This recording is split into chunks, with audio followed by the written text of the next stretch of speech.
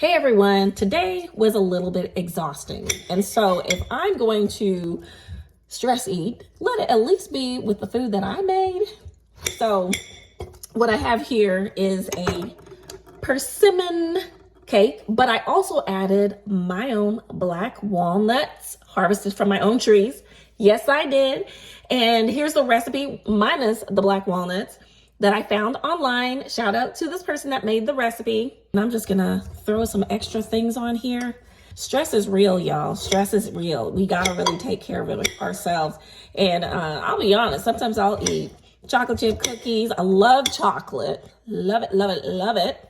And you wanna be really careful because it can weigh heavy on you in the long run. So I found an oat-based whipped topping to go on top of this. I told you it's my stress eating today, so don't judge me.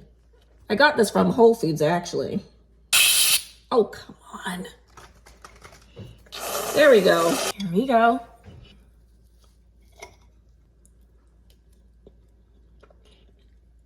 That is just what I needed.